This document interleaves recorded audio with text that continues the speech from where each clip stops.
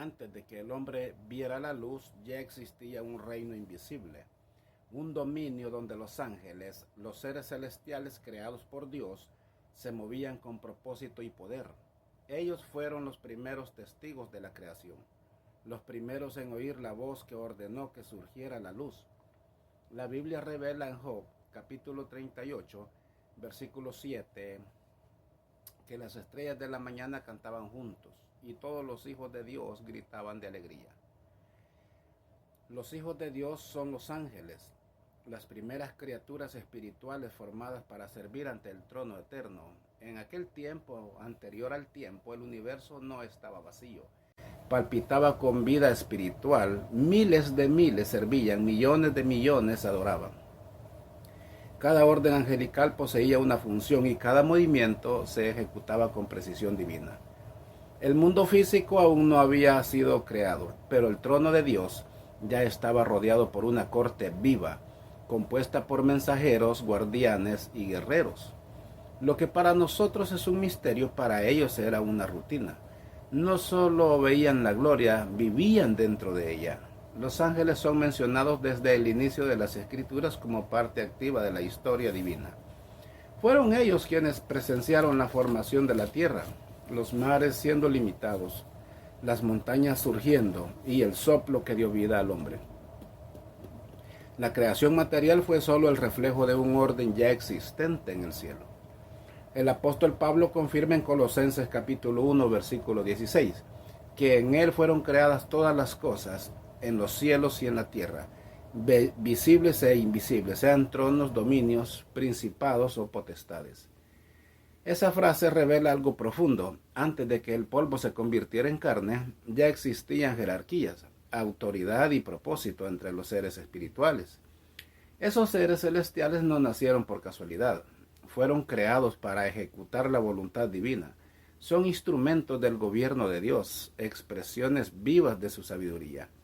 Algunos protegen, otros anuncian, otros combaten. Cada uno de ellos refleja un aspecto y carácter del Creador: fuerza, obediencia, santidad y poder.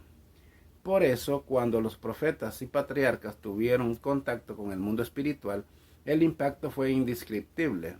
Abraham vio 3 visitantes de apariencia humana que era un mensajero celestial. Jacob vio ángeles subiendo y bajando por una escalera que unía el cielo y la tierra.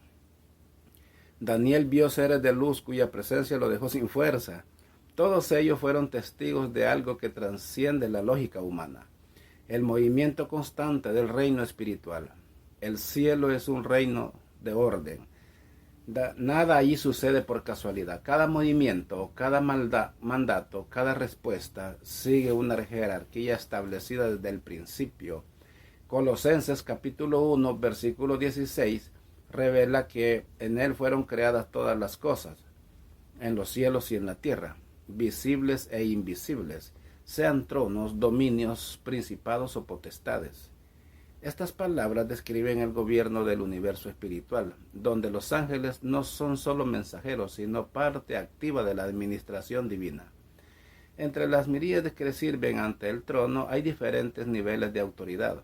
Algunos ejecutan órdenes directas del Creador, otros supervisan reinos, otros guardan naciones enteras. Hay quienes combaten, quienes anuncian y quienes simplemente permanecen en la presencia de Dios, adorando sin cesar. Eso no se hace por mérito, sino por propósito. Cada uno fue formado para ocupar un lugar exacto dentro de la estructura celestial. El profeta Daniel describió esa realidad al ver miles de miles sirviendo ante el trono y millones de millones poniéndose de pie delante de él. No era confusión, era organización perfecta. Cada ángel sabía su función y ninguno se movía sin dirección. El cielo es el reflejo del orden del propio Creador, donde el poder fluye de arriba hacia abajo como corriente viva, y el universo responde al mandato de la voz que todo lo creó. Cuando Dios decide actuar sobre la tierra, sus órdenes descienden a través de esa cadena celestial, desde los tronos más elevados hasta los ángeles enviados para cumplir tareas específicas. Todos siguen la secuencia exacta. Así es como los decretos divinos alcanzan el mundo físico.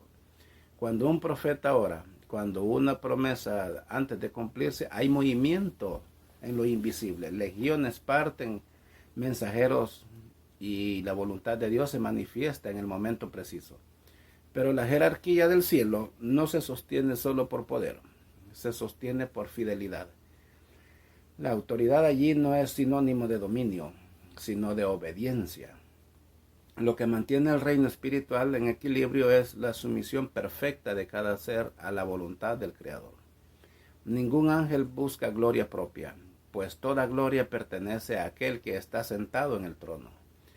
Por eso, cuando el salmista declara: bendecid al Señor, vosotros sus ángeles, poderosos en fuerza, que ejecutáis sus órdenes, obedeciendo la voz de su palabra. Salmo 103, versículo 20. Revela el secreto que mantiene al cielo en armonía. Aún así, entre millones de siervos fieles hay distinción de proximidad. Algunos se mantienen en los bordes del trono, otros más cerca de la presencia, donde la santidad es tan intensa que el propio aire es fuerte. Son esos los que sostienen el ambiente de la gloria, los que viven ante el Altísimo, proclamando su santidad día y noche. Mientras unos combaten o miden el tiempo, esos existen solo para exaltar el nombre de Dios. La estructura celestial es perfecta, pero en ella hay lugares donde el hombre jamás podría permanecer. Son niveles de pureza e intensidad espiritual que sobrepasan entendimiento humano. Allí la presencia de Dios es total. Los seres que habitan esa región no solo lo sirven, viven en constante adoración. La santidad que nos envuelve es viva, como si la propia luz tuviera forma y voz. Y es exactamente en ese punto más alto de la creación, ante el trono que nunca se apaga, donde encontramos a los primeros en contemplar el fuego de la santidad. No hablan de sí mismos, no miran al mundo. Ellos no conocen distracción. Son los que viven en las llamas del altar eterno, sosteniendo la adoración que hace que el universo permanezca. Son llamados serafines, los serafines, el fuego de la adoración. Isaías fue el primer hombre en ver aquello que pocos usaron imaginar. Ante él el trono de Dios se revelaba en plena gloria, y alrededor de ese trono habían seres en llama. No eran criaturas comunes, sino ángeles hechos de fuego vivo, movidos por la propia santidad de Dios. Él los describe en el capítulo 6 de su libro. Serafines estaban por encima de él. Cada uno tenía 6 alas. Con 2 cubrían su rostro, con 2 cubrían sus pies, y con 2 volaban. Esos seres no necesitan espadas ni coronas, pues su fuerza está en la adoración. No combaten, no transmiten mensajes, no guardan fronteras. Existen para un único propósito: exaltar el nombre del Señor sin cesar. Sus voces resuenan en armonía, proclamando: Santo, Santo, Santo es el Señor de los ejércitos. Toda la tierra está llena de su gloria. Cuando el profeta oyó ese sonido, el templo tembló, las bases se movieron y hasta el aire pareció vibrar con la presencia divina. El fuego que envuelve a los serafines no es destrucción, es pureza. Arden porque están ante la santidad absoluta. Ninguna impureza puede permanecer cerca de ellos, porque donde están, el pecado es consumido. Isaías fue testigo de eso cuando uno de los serafines se acercó al altar como una brasa viva, tocó sus labios y dijo: tu culpa ha sido quitada y tu pecado perdonado. Ese toque no fue castigo, fue transformación. La misma llama que purifica al profeta es la que mantiene al siervo en reverencia. Los serafines son el corazón de la adoración. Cada batir de sus alas marca el ritmo de la eternidad.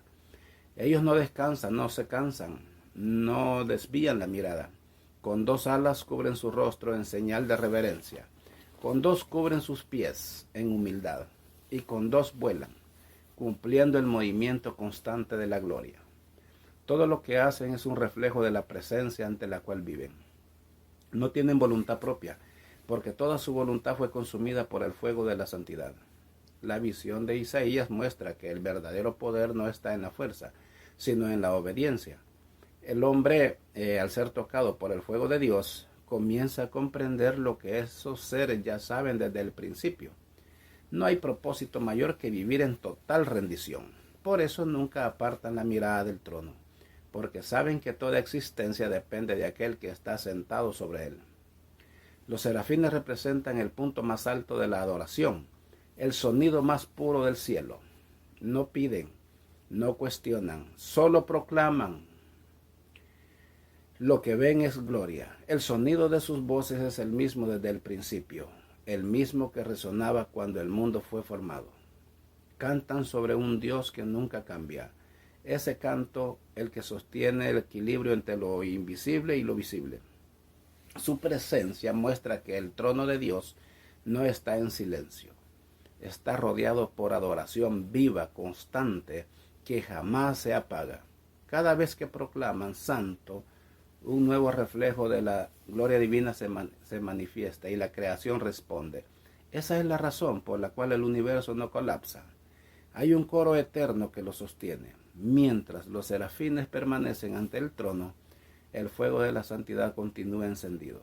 Nada se mueve sin que la adoración no se envuelva. Nada sucede fuera de ese sonido.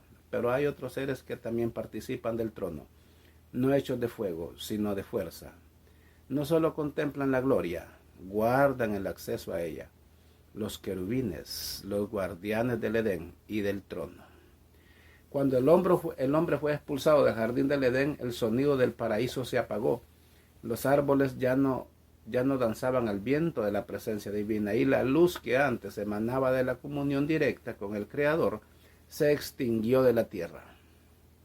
Fue entonces cuando algo grandioso e intemible pasó. Génesis capítulo 3, versículo 24, dice: habiendo echado fuera al hombre, puso querubines al oriente del jardín del Edén, y una espada flameante que se revolvía para guardar el camino del árbol de la vida. Aquella fue la primera vez que los ojos humanos contemplaron a los querubines, no como leyenda, sino como realidad viva, guardianes celestiales posicionados entre el hombre caído de la eternidad. Estos seres no son mensajeros ni guerreros comunes. Fueron creados para habitar donde la presencia de Dios se manifiesta con mayor intensidad. Son ellos quienes marcan el límite entre lo sagrado y lo profano, entre lo que puede ser tocado y lo que permanece intocable. Los querubines no aparecen para hablar, sino para guardar. Representan la barrera viva entre el Creador y el pecado. Donde ellos están, nada impuro permanece en pie. Cuando Dios ordenó a Moisés construir el arca del pacto, los querubines volvieron a aparecer como símbolos de la presencia divina. Éxodo capítulo 25, versículo 18 al 22, lo describe con detalles. Harás también 2 querubines de oro batido los harás, en los 2 extremos del propiciatorio, y los querubines extenderán las alas por encima, cubriendo con ellas el propiciatorio, y sus rostros estarán uno frente al otro. Entre sus alas el trono invisible de Dios se hacía visible. Era allí, en ese espacio entre los querubines, donde se manifestaba la gloria del Altísimo. El sumo sacerdote, al entrar en el lugar santísimo una vez al año, se acercaba al arca con temor.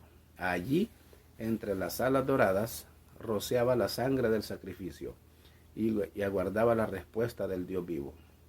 La voz que hablaba desde en medio de los querubines era la misma que un día había caminado por el Edén. El lugar más santo de la tierra se convertía en el punto de encuentro entre el hombre y el cielo. Pero la imagen de los querubines no era decorativa, era profética. Revelaba lo que los ojos humanos aún no pueden comprender, que la presencia de Dios es accesible, pero jamás profanable. Los querubines son el recordatorio eterno de que la gloria no tiene límites y que la santidad está rodeada de fuego. Ezequiel, el profeta de las visiones, vio a esos mismos querubines en un contexto mucho más grandioso. En su libro, capítulo 1 y 10, describe seres que sostienen el trono del Altísimo. Cada uno tenía 4 rostros, el de hombre, el de león, el de buey y el de águila. Esos 4 rostros no son aleatorios, son el reflejo del carácter de Dios. revelado a través de la creación. El rostro de hombre simboliza sabiduría y razón, el de león, realeza y autoridad, el de buey, fuerza y servicio, y el de águila, visión y espíritu. Juntos forman la base del trono, sosteniendo el equilibrio con poder y obediencia, discernimiento. Eso es algo muy hermoso que nosotros, si le decimos a Dios, si nos abandonamos a Dios, si recibimos a Dios en nuestro corazón, vamos a gozarnos de la presencia del Señor y a lo mejor pues vamos a tener nosotros también esa oportunidad de poder ver esa gloria divina, de poder ver ese trono celestial. Vamos a tener esa gran oportunidad como todos, y no importa lo que tú hayas hecho, no importa tu pasado, lo importante es tu arrepentimiento. Recuerda el ladrón en la cruz junto a Jesús, cuando Jesús le dijo que en ese momento iba a estar con él. Hoy estarás conmigo en el paraíso. Entonces, ese ladrón no tuvo oportunidad de demostrarle a la sociedad o de pagarle a la sociedad los daños que él había causado. Dios no te está cobrando nada. Dios lo único que quiere de ti y de mí es el arrepentimiento. Y si nuestro arrepentimiento es puro y sincero, estaremos gozando de esa presencia muy maravillosa. Estaremos contemplando ese trono celestial.